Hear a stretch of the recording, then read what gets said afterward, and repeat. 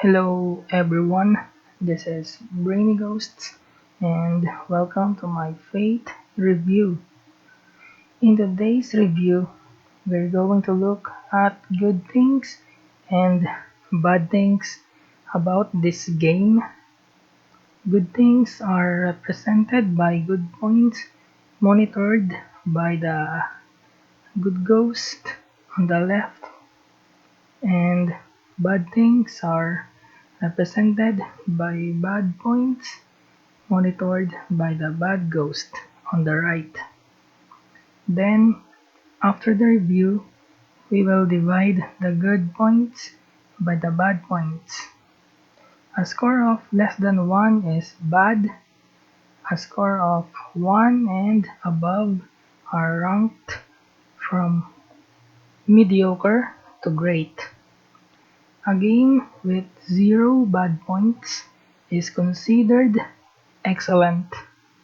Alright, let's do this. Fate is an action RPG game published in 2005 by Wild Tangent. From the title Fate, this game involves a lot of random elements. In this game, you have your main character and a pet sidekick. We can choose between a dog or cat.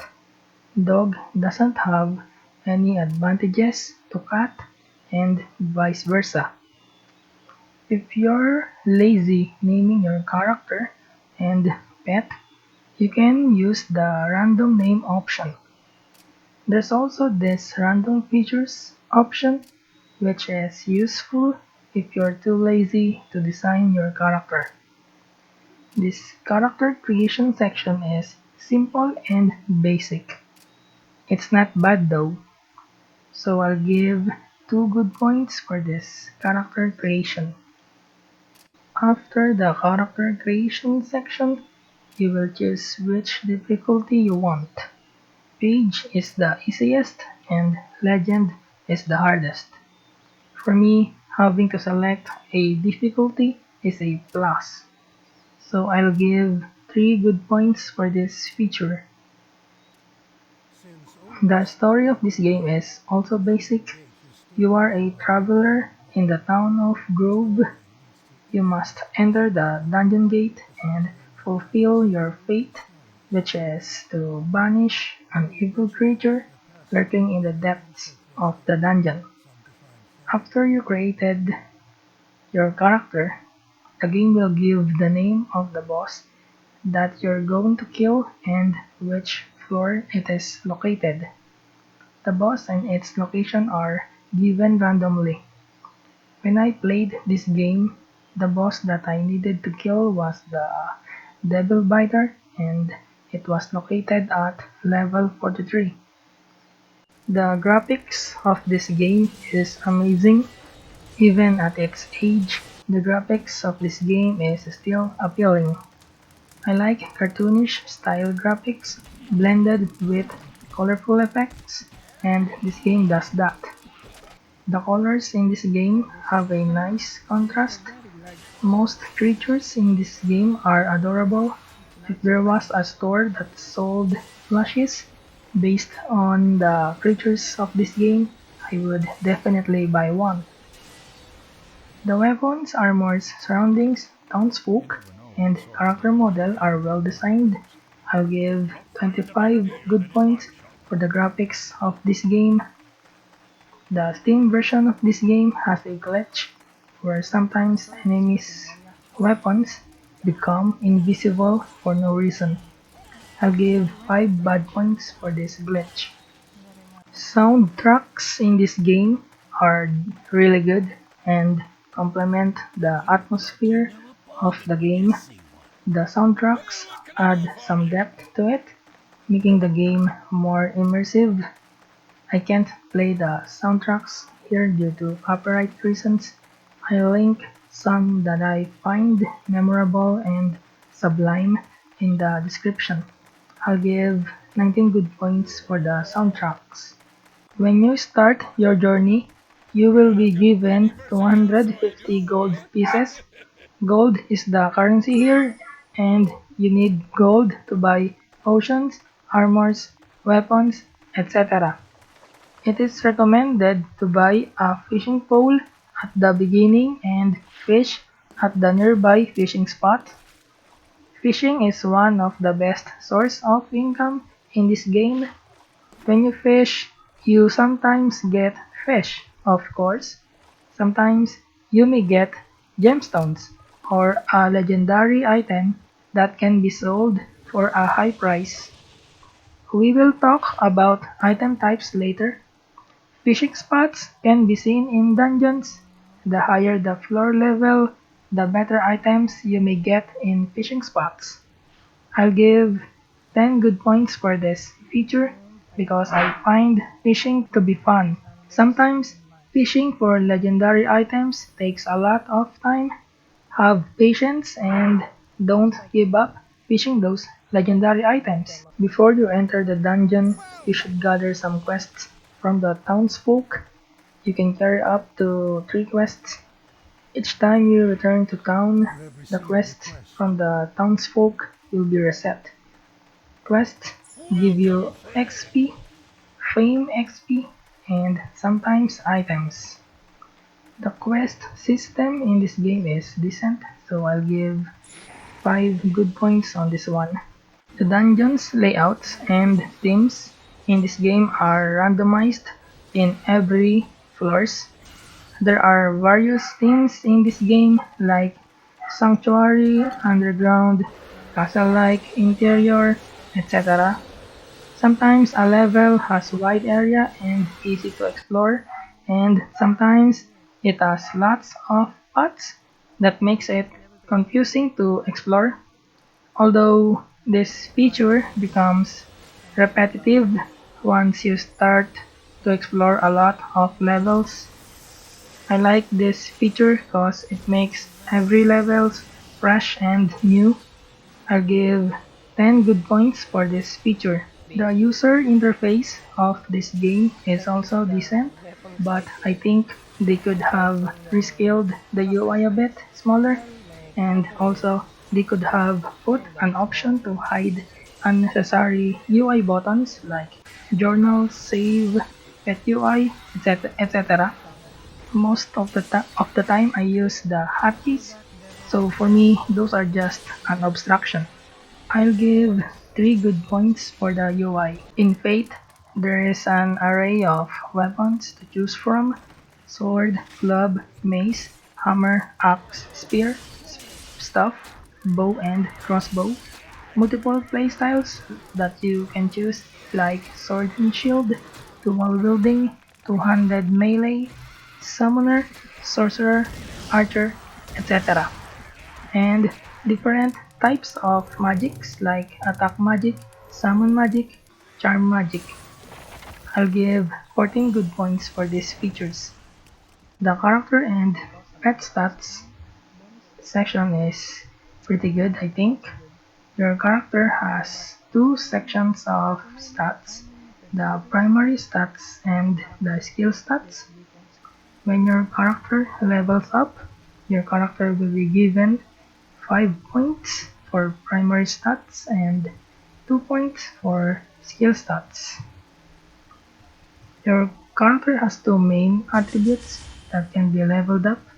The first main attribute can be leveled up by killing creatures, and the second can be leveled up by killing notorious creatures. Notorious creatures are creatures that are more powerful than regular creatures. They can be distinguished by their violet names that appear at the top of the screen and a shining light that appear beneath them. I forgot to mention this. When you level up your fame, which is the second main attribute, you will be given additional 4 skill points. You have gained fame. Your pet also has primary stats, but doesn't have skill stats. Moreover, the points in your pet stats when your pet levels up will be automatically distributed. The stats section is pretty solid and flexible, but the flexibility of the stats section can overwhelm beginners. The manual of this game provides a basic insight on how to build character stats. I'll give 13 good points for the solid and flexible stats section and additional 5 good points for basic character build stats guide in the manual. Your character may die, but your pet won't. Your pet may flee, but can be healed by dragging a potion at the pet portrait on top left. Pressing Shift plus right click or pressing Shift plus quick slot number plus 2 good points for this helpful hotkeys. You and your pet have separate inventories. There's another inventory which is the storage trunk near the dungeon gate. You can store any items here that you don't need to carry with you. I think the inventory in this game is alright, though the size is kinda small. It can be compensated by using town portal scrolls, then unload your inventory and your pet inventory to town. The problem with the inventory of this game is the sort function, which is one of the essential part of any inventory. Sadly, there's no sort function to sort your inventory automatically. Plus 3 good points for the inventory and plus 7 bad points for for not implementing a sort function. One of the endearing features of this game is the pet transformation. Your pet can transform into different types of creatures by eating particular fish. There is a variety of fish from this game to choose, and each fish has unique transformation. At lower levels, most fish that you may find has a duration. At higher levels, you may find fish with permanent duration. Abomination is my favorite transformation because of its menacing laugh. Then next is the dire unicorn because it's very cool. I'll give 10 good points for this feature. Your pet can go to town without you and sell its inventory items to the town. It will return in full health and will give you the gold from the items that your pet sold. The higher the level you're in, the longer your pet to return. I find this feature useful for lower levels. For higher levels, better use Town Portal to return to town. Plus 2 good points for this feature. The combat mechanics in this game is just a typical hack and slash combat. This type of combat is just alright with this type of game in my opinion. However, I find the melee and range combat less appealing than the magic combat. The melee and range combat in this game is a plain hack and slash with few interesting features to offer. Interesting features that I found was the knockback and the dual wielding playstyle. Don't get the wrong idea, the melee and range combat in this game are good, it just needs more depth. I'll give 5 good points for melee and range combat. Although, compared to melee and range combat, the magic combat in this game is interesting. There are lots of spells that you can choose and ample amount of spell slots that you can use. The spells in this game are interesting and I had fun trying some of them. Also, spells here don't have cooldown, although they have casting time, and summon spells have limitations. I'll give 7 good points for magic combat. Insufficient mana. There are different types of items in this game: standard, magic, rare, and artifact or legendary. Standard items are items that don't have any stats and have low sell value. Magic items are items with stats and can be sold from low to average price. Magic items have purple background in your inventory. Rare items are items with stats and can be sold for average to high price. Sometimes rare items can be sold much higher than some legendary items. Rare items have a green teal background in your inventory. Artifact or legendary items are items that can be sold at high price. Legendary items have decent stats, but it's much better to sell them if you don't need them. I'll give 11 good points for this feature. Having different types of items make this game more enjoyable. Items also have grades. Items with grade are far more superior than non-graded items.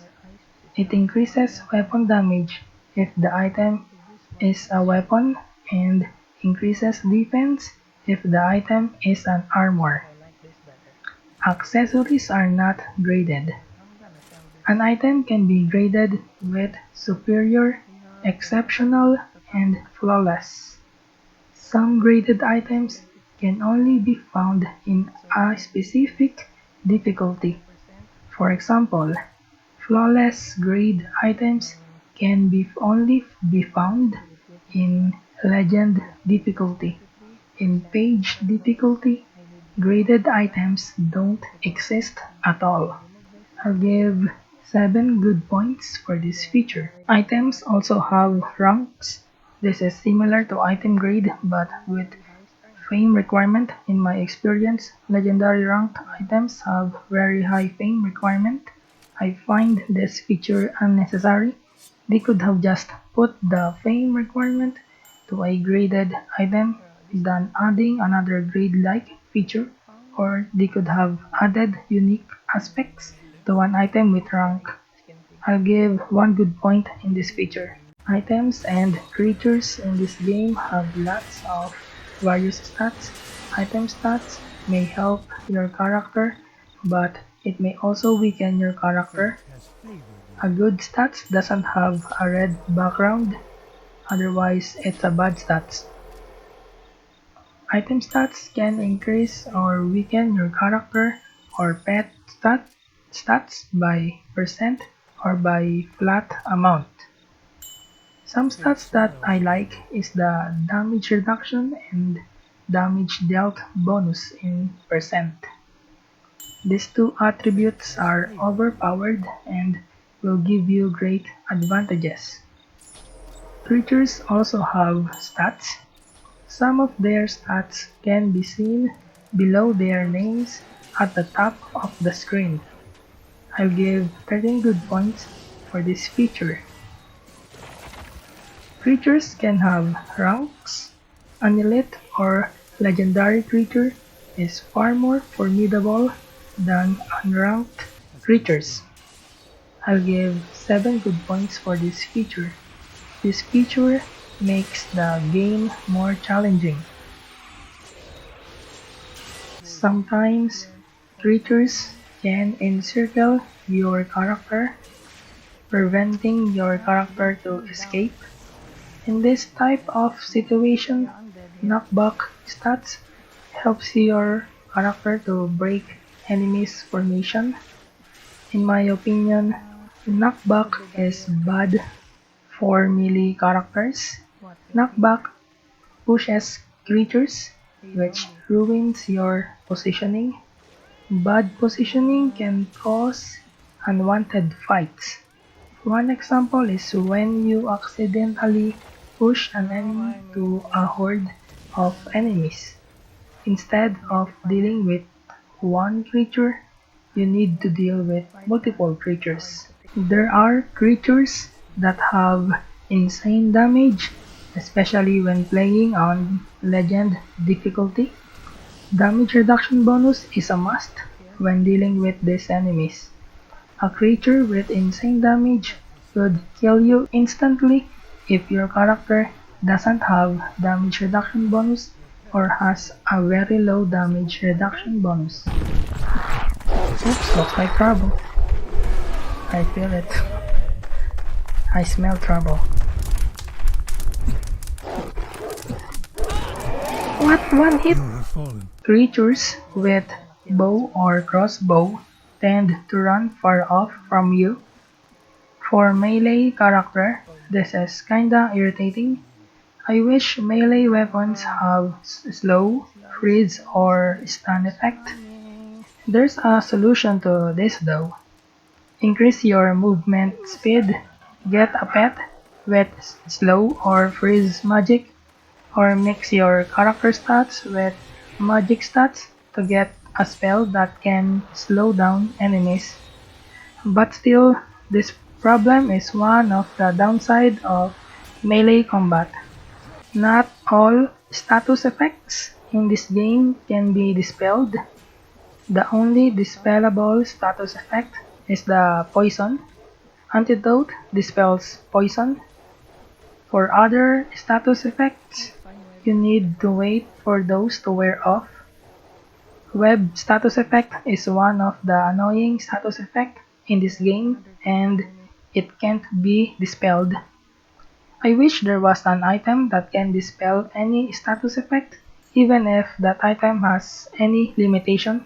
When your character dies, a mysterious man with a cloak will appear.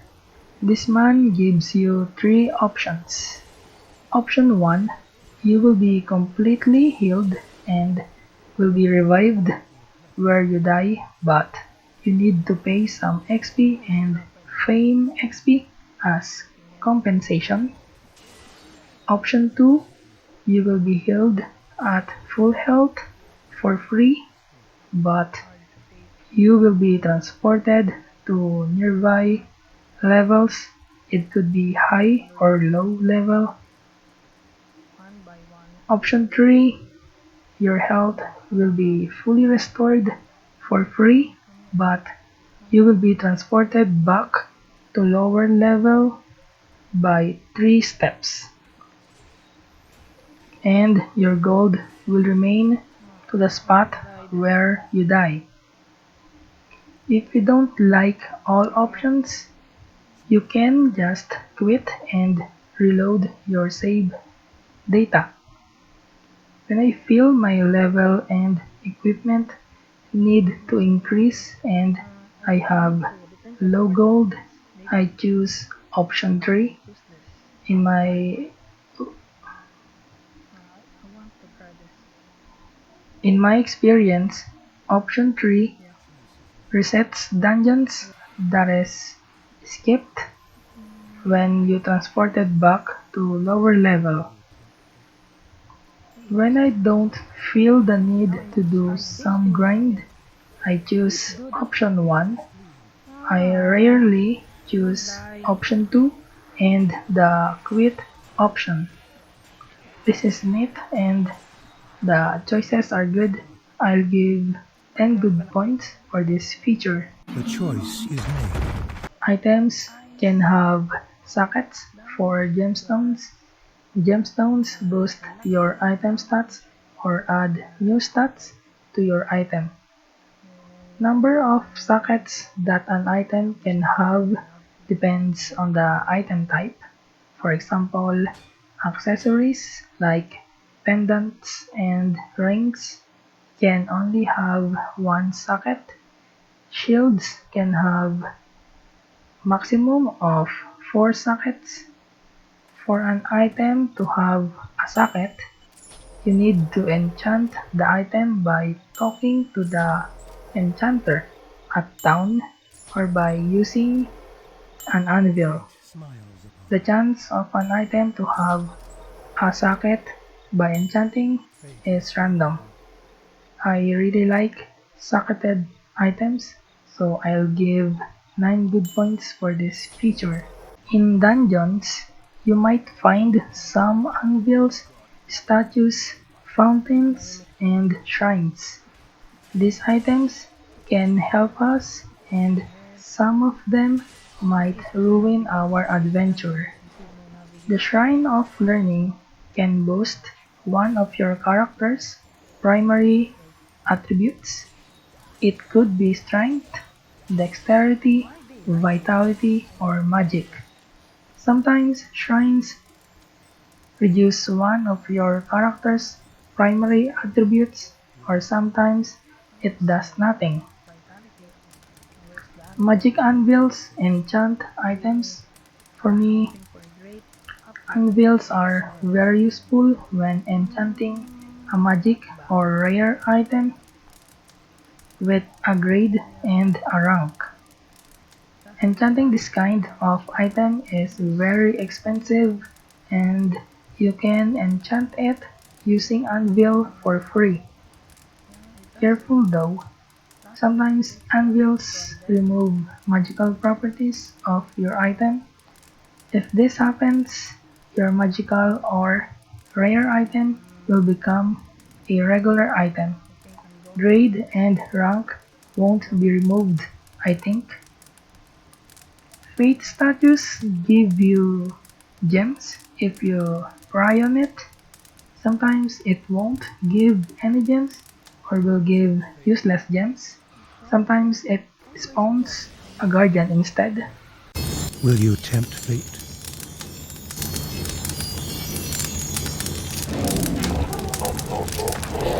A fountain is the only item in this list that does not give a headache to adventurers. Fountains can replenish your health, mana, or stamina by using it. Good thing the developers did not put a poisonous fountain in this game. I'll give 15 good points for these items.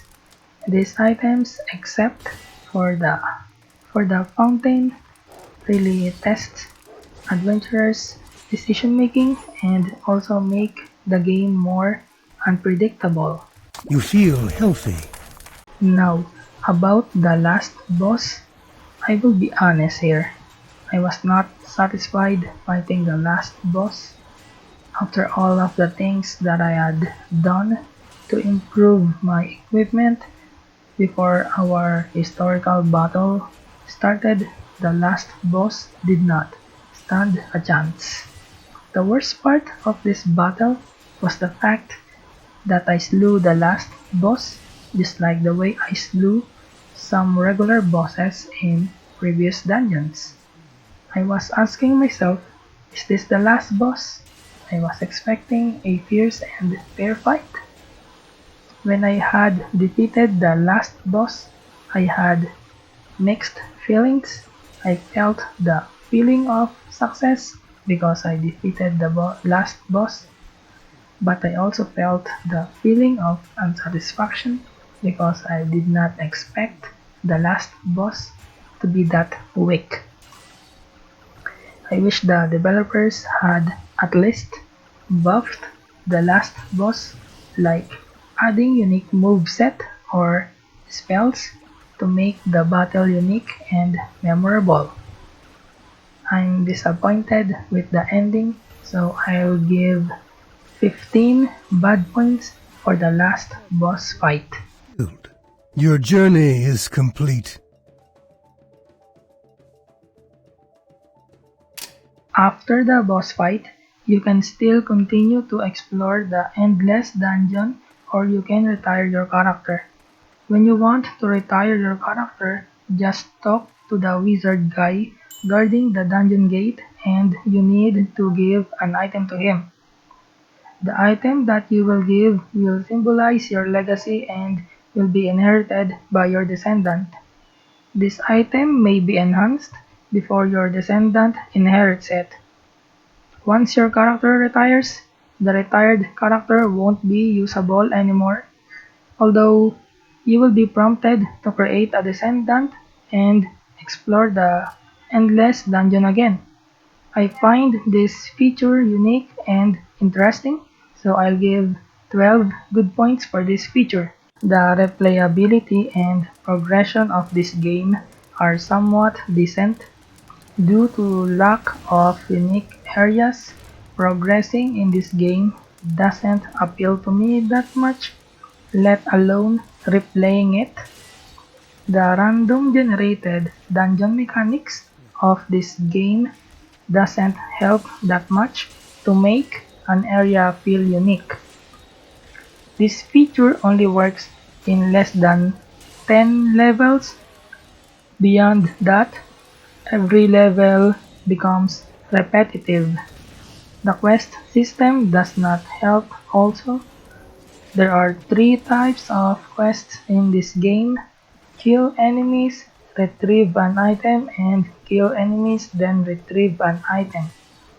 They could have added more quest types, like quest milestones, like collecting all legendary items, which gives the player a unique item like ultimate weapon or perhaps a legendary pet when the player completes the milestone.